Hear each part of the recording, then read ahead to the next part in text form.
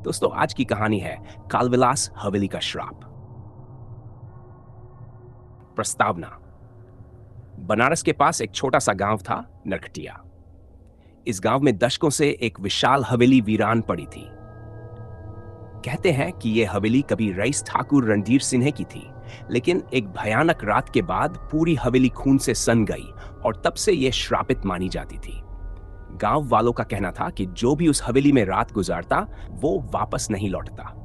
आरंभ रवि और उसके दोस्त नील, समीर और रोहित शहर से गांव घूमने आए थे। वे एडवेंचर के शौकीन थे और उन्होंने गांव वालों की भूतिया कहानियों को अंधविश्वास मानकर मजाक में उड़ा दिया। लेकिन जब वे हवेली के बारे में सुनते तो रोमांच बढ़ जाता। रवि ने हंसते हुए कहा, अगर सच में हवेली में भूत हैं तो क्यों न एक रात वहीं बिताई जाए।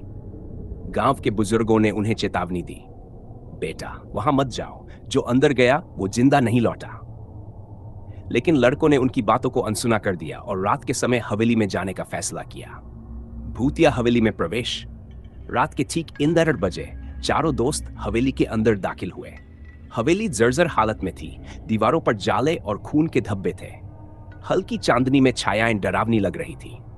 हवेली के अंदर घुसते ही दरवाजा अपने आप धड़ाक से बंद हो गया। नील ने मजाक में कहा, शायद हवेली ने हमें अंदर कैद कर लिया। लेकिन तभी किसी ने उनकी हंसी छीन ली। हवेली के अंधेरे गलियारों से एक अजीब सी फुसफुसाहट आई, तुम्हें नहीं आना चाहिए था। चारों ने एक दूसरे को देखा। समीर ने टॉर्च जलाकर इधर उधर देखा, लेकिन कुछ नजर नहीं आया।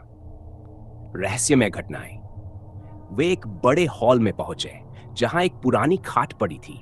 दीवारों पर पुराने राजसी चित्र लगे थे, लेकिन उन चेहरों की आंखें जैसे उन्हें घूर रही थी।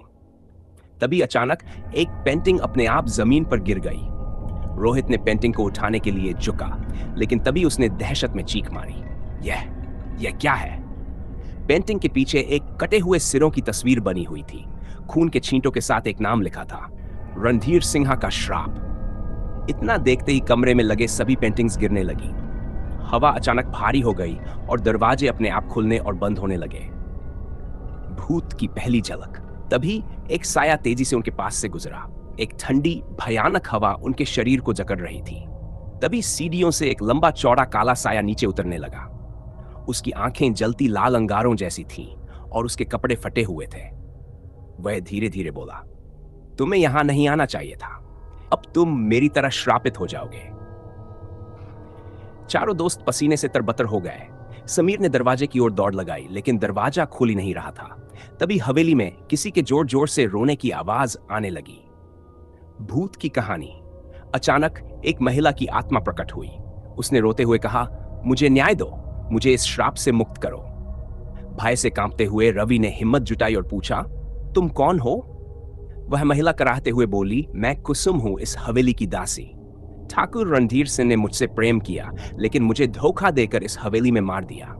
तब से मेरी आत्मा भटक रही है। चारों दोस्त एक दूसरे को देखने लगे। हवेली में हो रही रहस्यमयी घटनाएं अब समझ में आने लगी। भूतों का हमला। तभी एक और डरावनी चीख हवेली में गूंज उठी। काले साये ने हाथ उठाया और चारों दोस्त जमीन पर गिर पड़े। समीर की आंखें सफेद हो गईं और वह कांपने लगा। नील ने जैसे तैसे टॉर्च उठाई और दीवार पर अंकित मंत्र पढ़ने लगा, बा काली महाकाली रक्षा करो, रक्षा करो। अचानक पूरी हवेली में जोरदार कंपन होने लगा। भूत तड़पने लगा और कुसुम की आत्मा रोते हुए गायब हो गई। भागने की कोशिश। रवि ने समीर को उठाया और दरवाजे की ओर भागा। हवेली अब भी हिल रही थी। किसी तरह वे दरवाजा खोलकर बाहर निकले और पीछे मुड़कर देखा तो हवेली खुद ही ध्वस्त हो गई। गांव वाले दौड़े आए और देखा कि चारों दोस्त कांप रहे थे। एक बुजुर्ग ने कहा, तुम लोगों ने हवेली के श्राप को खत्म कर दिया। अब गांव पर कोई खतरा नहीं है। चारों दोस्त शहर लौट आए, लेकिन कभी भी वे उस रात को भूल नहीं पाए। समीर आज भी कभी कभी नींद में चिल्ला उठता, वो काली छाया, वो फिर आ रहा है। क्या हवेली का श्राप सच में खत्म हुआ? दोस्तों, आज की कहानी इतनी ही थी।